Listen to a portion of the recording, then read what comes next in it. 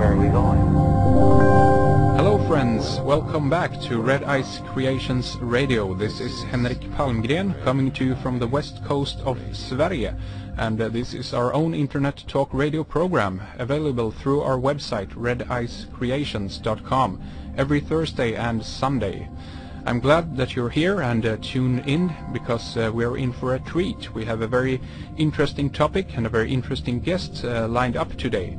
Author, researcher and lecturer Dr. Michael A. Cremo is with us. He is a member of the History of Science Society, the World Archaeological Congress and the European Association of Archaeologists, and he's a world-renowned expert in archaeological evidence for extreme human antiquity and alternative theories of human origins.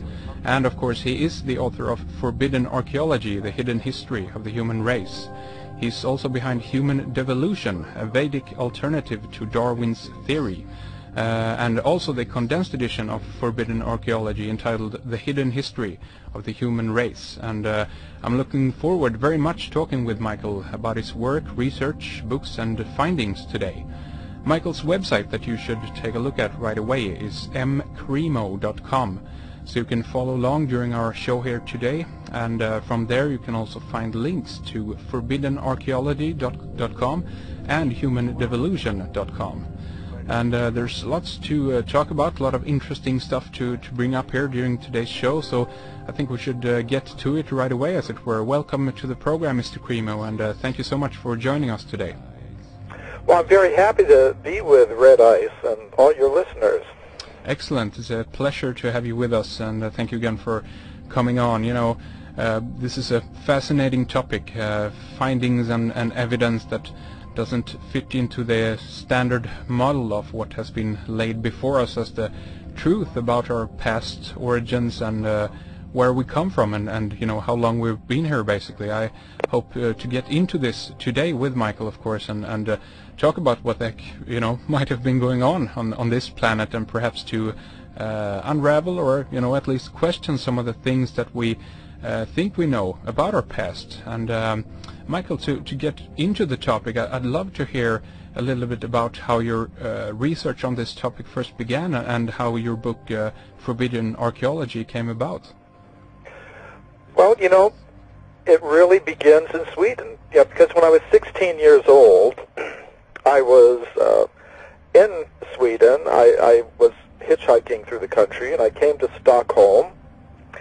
And when I was in the youth hostel in Stockholm, I met some other young people who had traveled overland to India and back. And the stories they told me about India were very, very fascinating. So I made a note to myself, I have to go to India someday. I want to do that as well. So that didn't happen for a good number of years, but I became interested in Indian philosophy. I became the student of a guru from India named Bhaktivedanta Swami, who was one of the gurus of George Harrison of the Beatles, for example. Yeah. But through his teachings, I became interested in the ancient Sanskrit writings of India. And among those writings is a group called the Puranas. And the word Purana means history. And in these ancient Sanskrit histories, I read accounts of human civilizations that have existed on this planet for many, many millions of years. Actually, according to the Puranas, humans have existed since the very beginning of the history of life on Earth. That was completely different from anything I had ever heard from my teachers at university and school. So I thought, if there's any truth to what these ancient writings say, there should be some physical evidence to support it. But when I looked in the current textbooks of archaeology and anthropology, I didn't find any such evidence. In the textbooks, I only found evidence that supported the current theory that humans like us came into existence only about 100,000 or 200,000 years ago, having evolved from more primitive ape-like ancestors. Mm. But I decided not to stop there. I decided to go deeper than the textbooks. I began to look at the original archaeological reports from scientists from all parts of the world. Somehow or other, I have a reading knowledge of most of the European languages, French, German, Italian, Spanish, Russian, and so on. Mm-hmm. So I began looking at original archaeological reports from the time of Darwin up to the present. And when I did that, I was very amazed to find that archaeologists from all parts of the world have discovered evidence for extreme human antiquity. And this evidence takes the form of human skeletal remains, human artifacts, and human footprints that go back many, many millions of years. So that's how I got started on the research. And as I said, the story started in Sweden, really. That's interesting, yeah. Very interesting. So that's quite an interesting, turn of events in a way, I guess, to actually go out in that sense and searching for something. In a way, I guess that is how the traditional archaeological world works too, isn't it? Kind of you lay forward a theory, as it were, and then you go out and try to actually find the evidence for your theory. Well, that's how it works in the ideal sense, that archaeologists go and look and they find some evidence and they report it and then it's accepted. But sometimes it really doesn't work like that. For example, there's the case of Virginia Steen McIntyre, who's an American scientist I know. She's a geologist, and she was involved in dating an archaeological site in Mexico. The place is called Huayatlaco, near the town of Puebla in central Mexico. And during the 1970s, some American archaeologists were there, and they were making excavations, and they found human artifacts. So they wanted to know how old they were, so they brought a team of geologists to date the site. So Virginia Steen McIntyre and her colleagues used 4 methods to date the site. They got an age of about 300,000 years, but the archaeologists refused to accept it. They said, that's impossible. Human beings capable of making these artifacts did not exist anywhere in the world 300,000 years ago. They had not evolved yet. So the archaeologists refused to publish the age for the site given by their own hand-picked team of geologists. Now, Virginia Steen McIntyre, she decided to independently publish the age for the site that she and her colleagues had gotten using their scientific methods.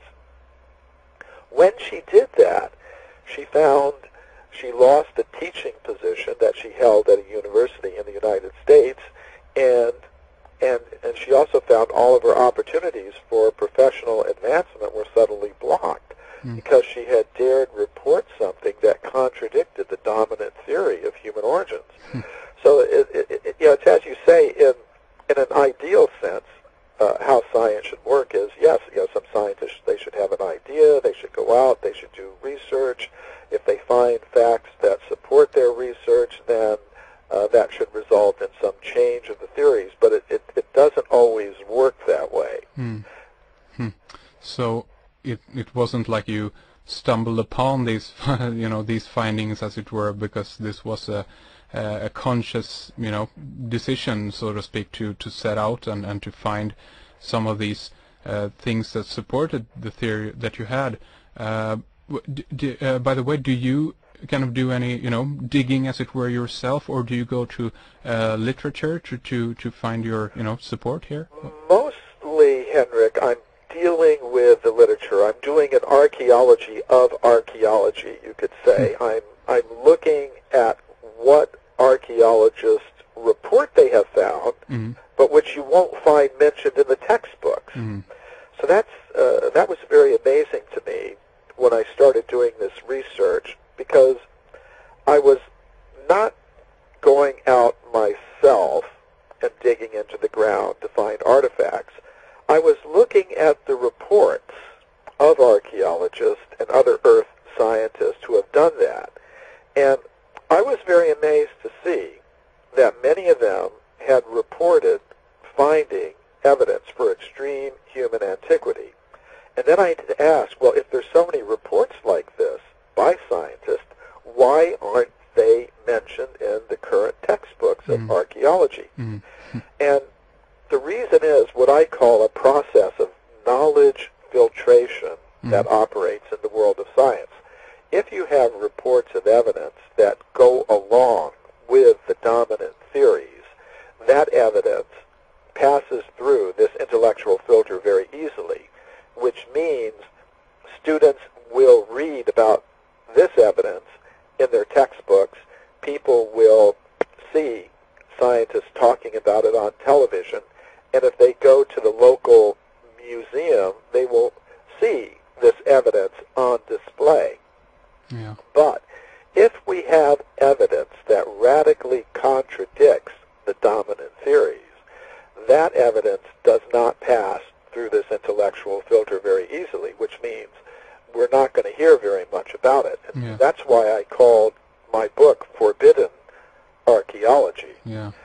Because if you imagine archaeology to be like a big museum, you would find that ordinary people are only let into one small room of that museum, where you will see the stones and the bones, the discoveries that support the dominant theory, which is now the Darwinian theory of evolution. Yeah. But what most people don't realize is that there are other rooms to that Museum of Archaeology, rooms with what we might call locks on the doors. So what I've tried to do in my work is take the locks off the doors and let people see what else is in that museum, big Museum of Archaeology. And what we find are many discoveries showing that humans have existed for vast periods of time on this planet. So, yeah, you're talking about the knowledge filter, and this, of course, is a big area, to talk about perhaps a little bit later on, the suppression and why this is taking place and so forth. But one thing that comes up right away, I think, is have you come across any I don't know, interest group or even museum or collectors that are aware of your findings and themselves actually are, collecting this material? Yes, I do meet such people in different parts of the world, scientists in different parts of the world, and in many cases they are the ones who have been the victims of this knowledge filtering process. Virginia Steen McIntyre, for example, I know personally. She was involved in dating this site in Mexico, and because she gave it an age that was too old, for most scientists to accept, she suffered from it professionally. Yeah. But I've met other scientists who have been involved in such discoveries, and they're very happy that I'm bringing some of these things to light. Yeah. So yes, there are scientists, there are students of archaeology who are very interested in what I'm doing. A graduate student of archaeology from a university in the United States wrote a letter to me. He told me he was out on an excavation with his professor, and he just happened to mention to his professor, perhaps human beings are older than we now think possible. And he wrote to me that his professor said to him, I have a book that you should read. So his professor gave him a copy of my book, Forbidden Archaeology. And I thought that was very interesting, Indeed. that this professor had been secretly reading my book, and when he met a student that seemed a little bit open-minded about the possibility of extreme human antiquity, he gave the student the book. The student read the book, and then he wrote to me. He said he wanted to devote his career as an archaeologist to finding more of the kinds of things that I mentioned in that book. Yeah, that's very interesting. Yeah, definitely. So there are people out there who are aware of your work, even though that they're in the mainstream, I guess. Yes, absolutely.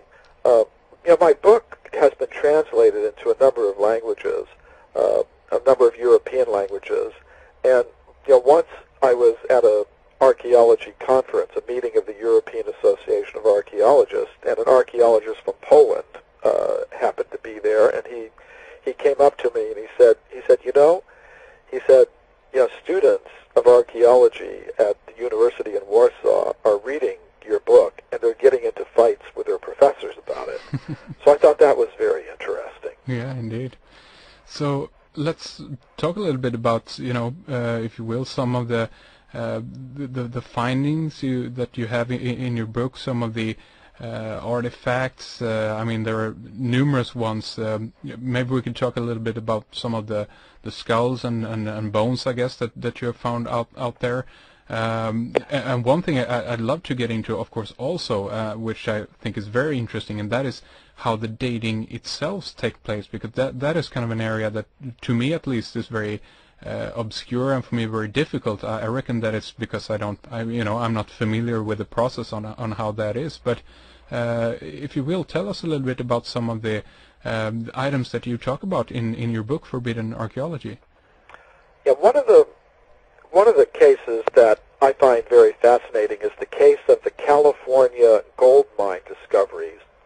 In the middle of the 19th century, gold was discovered in the mountains of California in the United States, and miners from all over the world went to California to get the gold. And to get the gold, they were digging tunnels into the sides of mountains, into the solid rock, and deep inside these tunnels, they were finding human skeletons, not those of ape men, but bones of humans like us, along with many stone tools and weapons.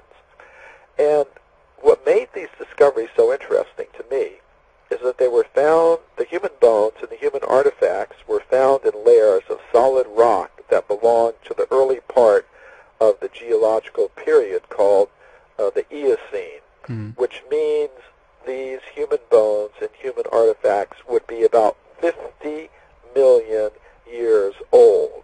We have to keep in mind that according to the current theories, human beings didn't exist until about 200,000 years ago. So in this case, we have evidence that humans were existing 50 million years ago. Now this evidence was reported to the scientific world by a Dr. Whitney, who was the chief government geologist of California. His report was published by Harvard University, one of the most famous universities in the world. But we don't hear very much about these discoveries today because of this process of knowledge filtration. The scientist most responsible for the knowledge filtering in this particular case was a Dr. William Holmes, who was an anthropologist working at the Smithsonian Institution in Washington. And he said, if Dr. Whitney had understood the theory of human evolution, he wouldn't have published that report. In other words, if the facts did not support the theory of evolution, then those facts had to be put aside. Now, some of the artifacts from the California gold mines are still in the collection of the Museum of Anthropology at the University of California at Berkeley. A few years ago, I was a consultant for a television program called The Mysterious Origins of Man that was shown on NBC, the largest television network in the United States. When they were filming that program, I told the producer he should go to that museum because I knew that some of the artifacts from the California gold mines were still in that museum. But the museum officials wouldn't allow him to film the artifacts. They said, no, you can't do that. Now, it's interesting. A couple of years ago, I went back to the museum personally because I was preparing a report about these discoveries for a meeting of the World Archaeological Congress. Now, perhaps because of my connection with the World Archaeological Congress, the museum officials, they actually let me in, and I was able to study and photograph some of these 50-million-year-old artifacts from the California gold mine. But if you went to that museum, you wouldn't be able to see them because they're actually not even kept in the museum itself. They're kept in a storage building several miles from the museum. So that's one of the cases that I find very interesting. Yeah, very interesting. is this same as referred to as Table Mountain? Is this the same place? Yes, the Table Mountain discoveries. That's one of the locations where some of these discoveries were made in the Sierra Nevada mountains in California. Yes, these are the Table Mountain discoveries that we're talking about. Yeah. So very interesting, and you know, I saw a few other ones also, of course, up in the website. A mortar and a pestle also from Table Mountain, I guess. Is more. Yes, that's some of the stone tools that were found in that particular mine. You have these stone mortars and pestles, not just the one you saw the picture of, but actually many dozens of them were found in mines at Table Mountain and other places in the California gold mine regions. Mm-hmm. And they're very, very fascinating because they were found in layers of rock about 50 million years old. 50 million years? Yes. That's, according to the current theories of the history of life on Earth, that would be before the time of the first apes and monkeys even. Yeah, yeah. So it's very, very interesting. So, okay, yeah. I mean, let's get into the dating process. I guess right away. How the heck? I mean, you find something in the ground. You know, for the uninitiated here, you find something in the ground. How the heck can you say that it's 50 million years old? Well, and when you have something that old, you can't date the object itself. There's no method that would scientific method that would allow you to date the object itself. So what you have to do is you have to date the layers of rock in which the object was found. Now, in this particular case, these California gold mine discoveries were made in ancient river channels that had been covered by hundreds of feet of volcanic deposits. So, in these ancient river channels where the human bones and human artifacts were found, you also find fossils of plants and animals that are characteristic of the early Eocene period. Mm-hmm. So that's one way in which the objects are dated, by comparison with fossils of plants and animals of known age. Now, at this Table Mountain location, the ancient river channels are covered by hundreds of feet of volcanic deposits. Mm-hmm. So there are methods that scientists have that allow them to date volcanic rock. One of them is called the potassium-argon method. Mm-hmm. So the potassium-argon method was used to date the layers of rock over these ancient Eocene river channels, and this gave an age of over 33 million years. So in this particular case, you had these human bones and human artifacts sealed in these ancient river channels, covered by hundreds of feet of solid volcanic deposits. So here you're not talking about a case where something could have come down from some higher level, or you're not talking about a surface discovery where you could have some question about the geological position of the discoveries. Yeah. Now, there are some methods that can be used to date human bone itself, if it's of a certain age. Mm-hmm. One such method is called the radiocarbon method, or the carbon-14 method. Mm-hmm. Yeah. That can be used on bones that are 100,000 years old or less. Mm-hmm. So that wouldn't apply in the case of the California gold mine discoveries, because those are over 50 million years old. Yeah. But here's something that can happen with this radiocarbon method. Mm-hmm. Let's assume that we have a human bone that's really 10 million years old. Now, if that bone somehow or other gets contaminated with modern carbon, which can happen in many different ways, because carbon can be present in groundwater, it can enter the bone through bacteria or other kinds of contamination. then even if the bone is really 10 million years old, if it gets contaminated with the least amount of modern carbon-14, it will show an age of 100,000 years or less. So one has to be very careful with these methods. Because sometimes, if they're not used properly, they'll give an age for a bone that's too young. Yeah. That happened in the case of the discoveries that were made at Castanedolo in northern Italy by the Italian geologist Giuseppe Ragazzoni in the latter part of the 19th century.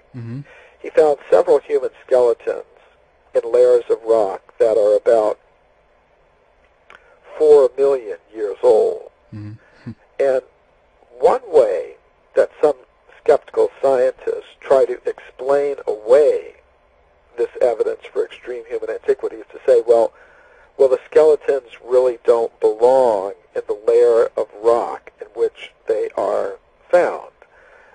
Maybe only a few thousand years ago, somebody died and his friends dug a grave down into the rock, and then they put the skeleton down in the grave and then buried it. And then later, they would say some scientists came and they found the skeleton in some ancient layer of rock, but it really doesn't belong there because it was put down there through a burial. So that's one common way to try to explain away the kind of evidence that I'm talking about. But in this particular case, at Castanedolo, the discoverer, Dr. Ragazzoni, was a professional geologist, and he was very much aware of this problem, which is technically called intrusive burial. So he said, I looked very carefully when I was taking the skeleton out of the ground, because at the site, there are different layers of rock, at different levels. And he said, if it had been a burial, the layers of rock would have been mixed together. I would have noticed that the layers were disturbed. And he said, I looked very carefully when I was taking this skeleton out of the ground, and I could see that all the layers of rock above the skeleton were intact, undisturbed, which meant it could not have been a burial, that the skeletons really are as old as the layer of rock in which they are found. Very interesting. And then there are, as you mentioned there, the excellent television program, Mysterious Origins of Man. You were featured in there, of course, and one thing that they brought up in that program were what is called referred to, I guess, as the grooved spheres from South Africa. Fascinating finding. Tell us about that, if you will. Well, that's a very, very interesting case. Miners in South Africa at a place called Ottosdal in the western Transvaal region have discovered many of these round metallic objects in layers of rock that are over 2 billion years old. And the most interesting feature of these round metallic objects is the parallel grooves that go around the center of each object. Some of them have 3 parallel grooves, some have 2. They're very, very interesting. Before these objects were filmed by NBC, the television network, said they had to be checked by an independent company of metallurgists. So some samples were sent to an independent company of metallurgists, and when they examined the objects, they said they could not explain how they could have formed naturally in the layers of the earth, because that's one possible explanation. They're just natural objects. They said they could not see how they could have formed naturally in the layers of the earth, especially the parallel grooves that go around the center of each object. So that would suggest they were made by some kind of being with human-like intelligence. Now, another counter explanation that some people will give is, well, again, that somehow or other they really weren't from the layers of rock that are 2 billion years old. But I went to South Africa, and in Johannesburg I had a meeting with the chief mining engineer from the mine from which these objects come, and he showed me a solid block of rock from this mine with these round objects solidly embedded in the rock, and with the grooves, you could see, like, the round object would be partially protruding from the layer of rock, and the parallel grooves, you could see them going back, into the rock, around the object, back into the rock. So these objects definitely are part of the layers of rock in which they were found, which are about 2 billion years old. Now, I mean, perhaps in the future somebody will come up with a very good natural explanation of how these things could have formed naturally in the layers of rock. But until that time, I think we have to consider the very real possibility that these objects were made by someone with human-like intelligence over 2 billion years ago.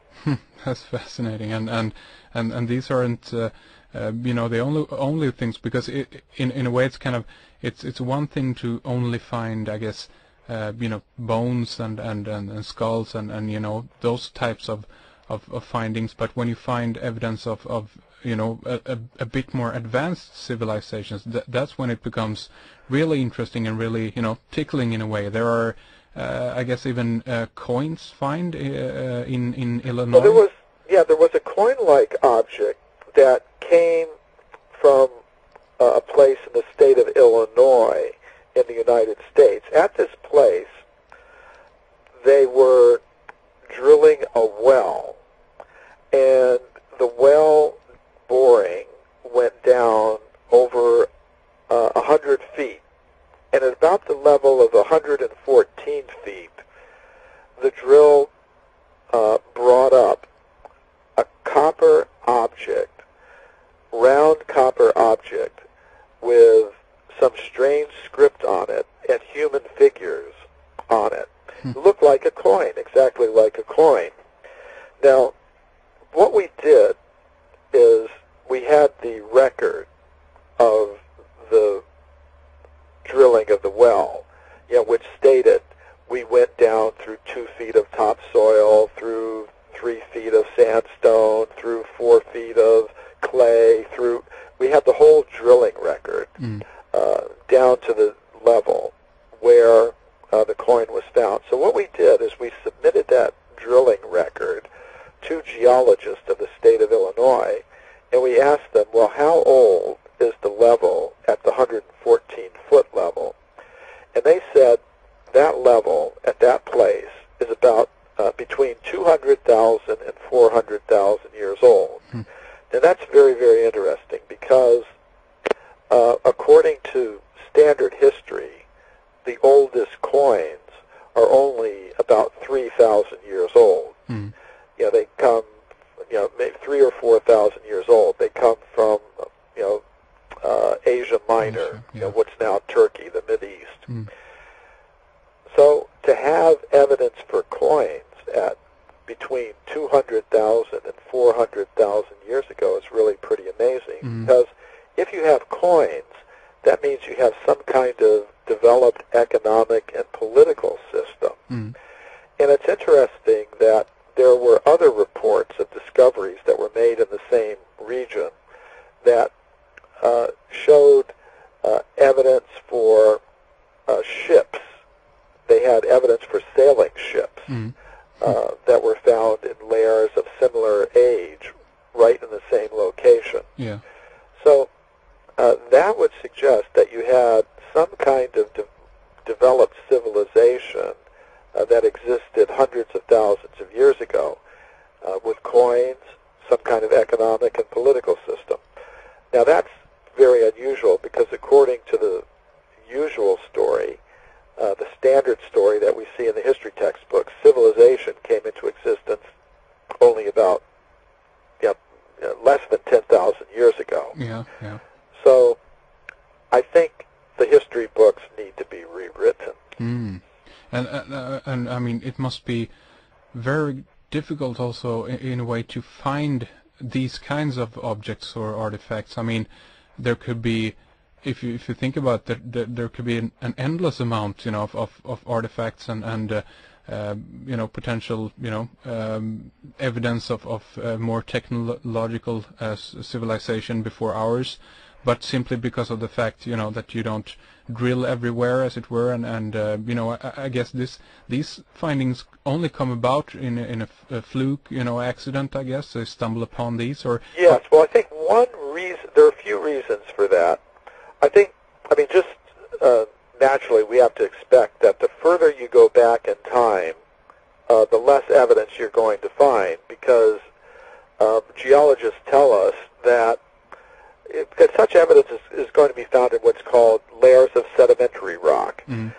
And geologists tell us, just by natural processes of erosion and things like that, gradually these layers get destroyed and mixed up and things like that. Mm. So the further back in time you go, the less evidence you're going to find. Hmm. And another problem is that scientists generally find what they're looking for. Mm-hmm. They have some particular idea in mind. They go to some particular location to try to find something. So one problem today is that not many scientists are actually systematically looking for evidence of advanced civilizations in very, very ancient layers of rock.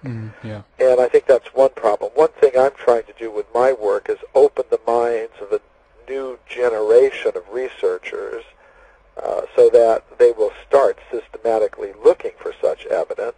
Yeah. And I think when they start doing that, more of it will start coming to light. Another problem is that many of the high-tech kinds of artifacts don't survive very well over vast periods of time. Yeah. For example, most metals will oxidize. Plastics will dissolve, things like that. Say if there were a civilization that existed 100 million years ago that had laptop computers, well, then we would have to think, well, what's a laptop computer going to look like after 100 million years? It's not going to look like the one that's sitting on your desk. That's right. It's as I said, most of the metals will normally oxidize unless they're in some very special situation where they won't oxidize, and it might not look very much like what you see on your. If there was a computer, it might not look very much like what you see on your desk today. That's right. It may look like a piece of gum squashed on the sidewalk or something. Yeah, that's right. So, and that may be one reason why some of the ancient objects, very ancient objects that are found are made of gold, because gold doesn't oxidize. That's one reason why we consider gold to be a very valuable metal. It doesn't oxidize. It doesn't decay like other metals do. So there was an interesting case of a discovery that was made in the United States. It wasn't reported in a scientific journal. It was reported in a newspaper called the Morrisonville Times. And it told of a woman who was putting a big piece of coal into a coal-burning stove. And she broke the piece of coal in half, and inside found a gold chain 10 inches long. And by examining that report, we could tell what mine the coal came from. So we found out that the coal in that mine was about 300 million years old. So that's a very, very interesting discovery. Wow. And although it wasn't made by a scientist, it wasn't reported in a scientific journal, there was another case of a human skeleton that was found in the same state, the same region of the United States. This was a discovery that was reported in a scientific journal called The Geologist. A human skeleton was found 90 feet below the surface of the ground in Macoupin County in the state of Illinois in the United States. And the layer of rock in which it was found is again about 300 million years old.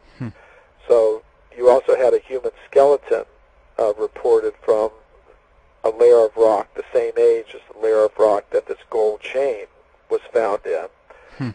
But I think that's one reason why some of the very ancient discoveries are gold objects, because gold preserves longer than other metals. Yeah. Oh, that's fascinating. You know, one thing also that comes to mind, of course, is if human beings were, you know, alive back then and might even were to some degree, you know, developed or civilization-wise, so to speak. What about dinosaurs? Do you think humans and dinosaurs were, you know, actually walking together at some point in the history?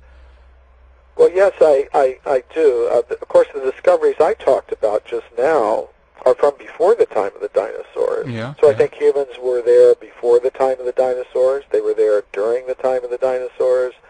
And now we're still here. Yeah. And actually, dinosaurs are still here, too. I mean, what's a dinosaur? A dinosaur is a big, dangerous reptile. So there are still big, dangerous reptiles that exist on Earth. There are crocodiles, alligators. They're big, dangerous reptiles. And there have even been some sightings in Africa, the Congo region, where some researchers report that perhaps some of the classic types of dinosaur creatures are still with us today. Yeah. Of course, that's a very controversial topic. It is. But as far as most scientists today are concerned, the dinosaurs became extinct about 65 million years ago when a huge comet hit the Earth and caused their extinction. But there is evidence that humans existed at the same time as these dinosaurs. Some of the evidence takes the form of footprints of humans and dinosaurs found in the same layers of rock. There was a case that I didn't mention in Forbidden Archeology because I really wasn't too certain about it at the time. This is the case of human footprints and dinosaur footprints that are found in the same layers of rock in a place called Glen Rose, Texas, in the bed of the Paluxy River. Now, originally, these footprints, human footprints and dinosaur footprints, were reported by a Christian creationist scientist named Henry Morris, and he later withdrew his claims. He later said, well, I'm mistaken. They're really not human footprints at all. They're just dinosaur footprints that have been eroded, so they look like human footprints. So for that reason, I didn't mention these discoveries in my book, Forbidden Archeology.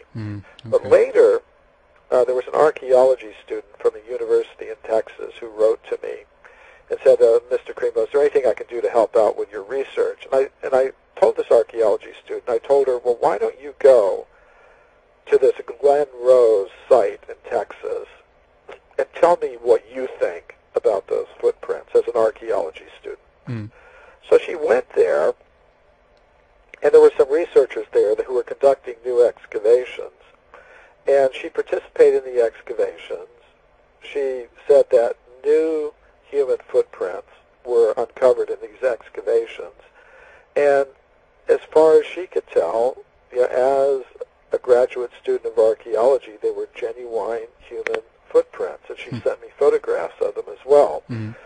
So on that basis, although I was originally skeptical about this particular case, now I'm pretty much convinced that they do have evidence there of human footprints in the same layers of rock with dinosaur footprints. So yes, I think there is evidence that humans were present at the same time as the dinosaurs. Fascinating. And so far, I guess, in your research, do you suggest in any way that humans living back then did have, you know, a more advanced, but some kind of evidence for civilizations or you know, not just, you know, caveman type, you know, human beings running around in that sense, but actually that there were more advanced civilizations around, and if so, how far do you go, so to speak, with that? Well, yeah, I think there are two kinds of evidence for the level of culture of these ancient humans. human civilizations. One is what you can find in the layers of the rock. Admittedly, I have to say I think there's enough to show that humans were present. There are human footprints, there are human bones, there are artifacts that are of the kind that archaeologists normally attribute to humans. But they may look fairly primitive to us today, stone mortars and pestles, for example. Mm-hmm. Those are, according to archaeologists, only humans of our level of intelligence can make those things. But to the average person, they look pretty primitive. It's not like a computer or a jet airplane. Sure. Now, but there are other types of evidence for what these civilizations were capable of, and this evidence is found in the records left by the ancient civilizations. They're historical records which have been passed down from generation to generation. For example, the ancient Sanskrit writings of India tell us that these ancient civilizations had spacecraft, that they could travel from planet to planet by vehicles called, in Sanskrit, vimanas. Mm-hmm. And they also mentioned that they had electricity. They were able to use electricity. They had weapons that resembled modern nuclear weapons. They, according to these ancient histories, the ancient civilizations also had a high level of scientific knowledge. For example, the ancient Sanskrit writings describe observations of how the human embryo develops from a single cell that begins to divide into 2 and 4. This is knowledge that European scientists didn't have until the invention of the microscope in the 16th century AD. So, yes, I think these ancient civilizations, if you're asking me what I believe, I believe that in the past, some of these ancient civilizations did have very high levels of technology. But I think also that the level of civilization has risen and fallen many times. Actually, the Greek philosophers, Aristotle and Plato, they said this, that human civilizations have come and gone over vast periods of cyclical time, and that there have been repeated catastrophes that have wiped out civilizations, and then things have had to start up again from a more simple platform. So I think the history of a human presence on this planet is a very complex one.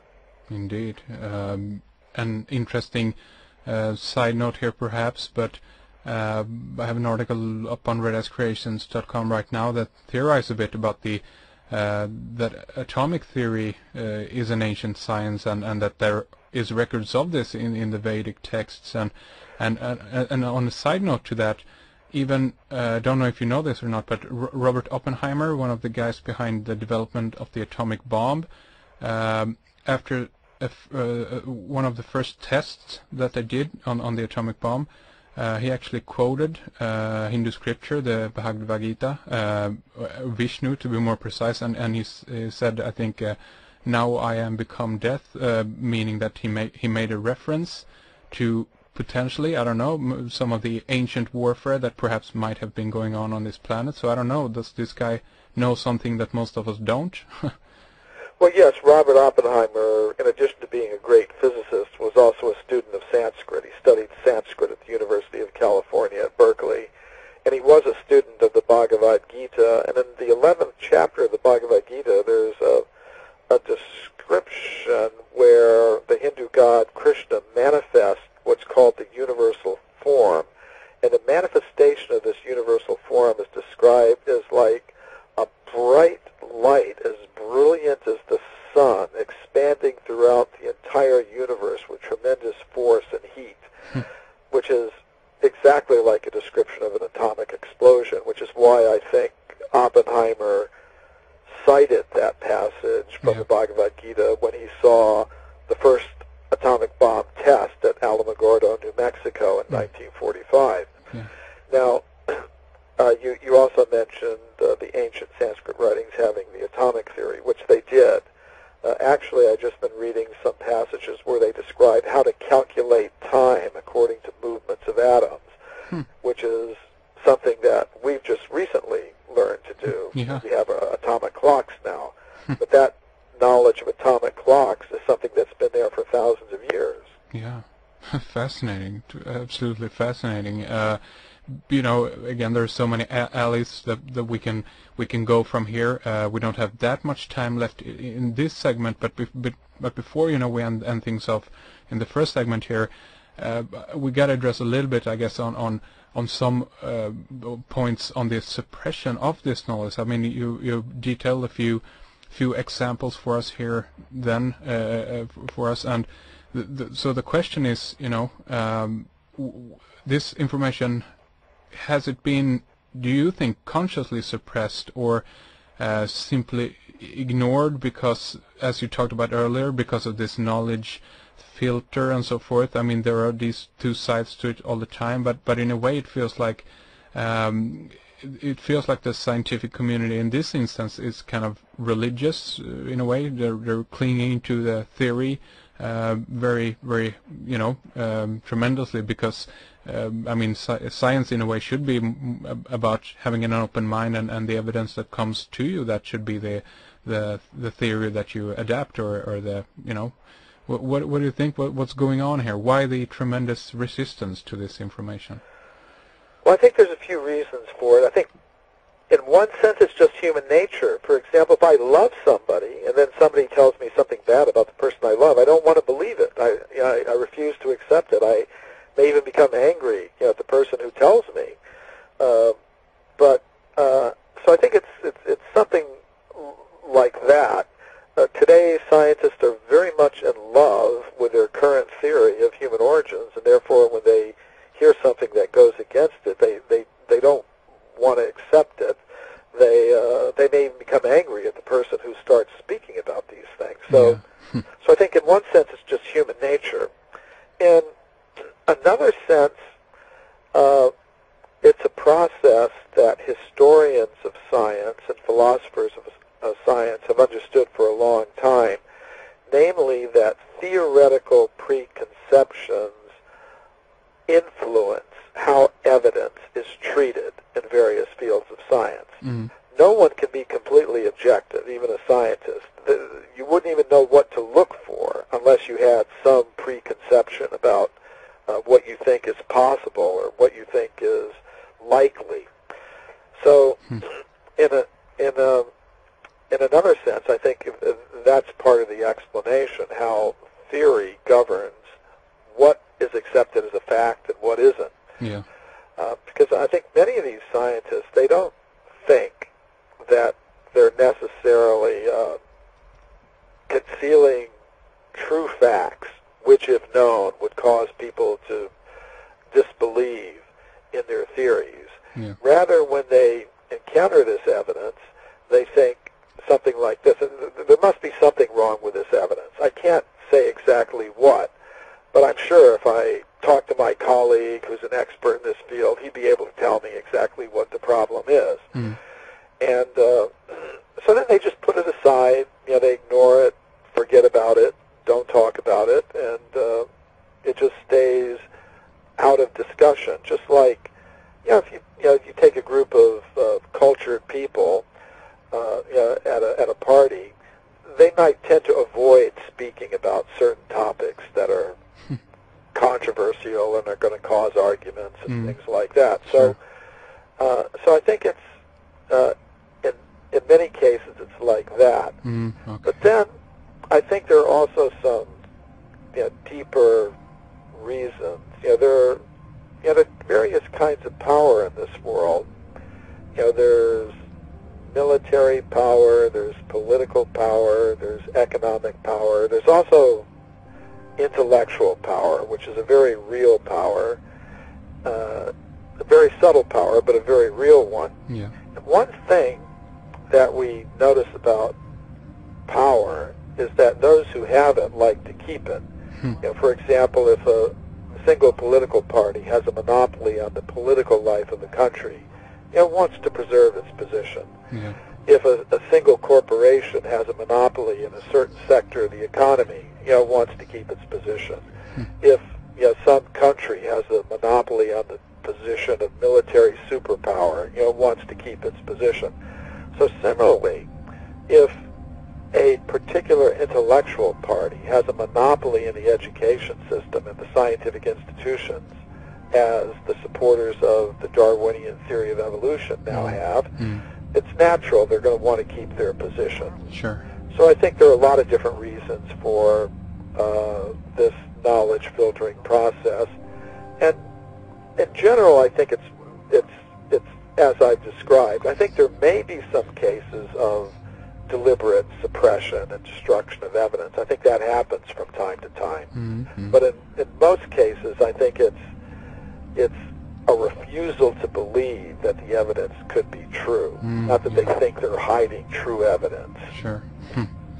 Yeah, in the next segment, I'd love to talk more about not only Darwin, but also your book Human Devolution, and kind of get into that field and see what your research and findings for that book has been. But before we end off this segment and continue for our subscribers in the next one, people that are interested in getting your books and reading more, where can people get your books from? Well, a first stop could be my website, mcremo.com, mcremo.com. The books have been translated into many languages. For example, the abridged edition of Forbidden Archeology is available in most of the European languages, Japanese as well, Korean, I think. So, and they're widely available on different internet booksellers and bookshops around the world. So, a lot of different options. But my books are available and can be shipped worldwide, through my website, mcremo.com, mcremo.com. Excellent. So do check it out, mcremo.com. We will take a short break here, but we will continue in the next segment. Artifacts did not exist anywhere in the world 300,000 years ago. They had not evolved yet. So the archaeologists refused to publish the age for the site given by their own hand-picked team of geologists. Now, Virginia Steen McIntyre, she decided to independently publish the age for the site that she and her colleagues had gotten using their scientific methods. When she did that, she found she lost a teaching position that she held at a university in the United States, and she also found all of her opportunities for professional advancement were suddenly blocked because she had dared report something that contradicted the dominant theory of human origins. So it's as you say, in an ideal sense, how science should work is, yes, some scientists, they should have an idea, they should go out, they should do research. If they find facts that support their research, then that should result in some change of the theories, but it doesn't always work that way. So it wasn't like you stumbled upon these these findings, as it were, because this was a conscious decision, so to speak, to set out and to find some of these things that supported the theory that you had. By the way, do you kind of do any digging, as it were, yourself, or do you go to literature to find your support here? Mostly, Henrik, I'm dealing with the literature. I'm doing an archaeology of archaeology, you could say. I'm looking at what archaeologists report they have found, but which you won't find mentioned in the textbooks. So that was very amazing to me when I started doing this research, because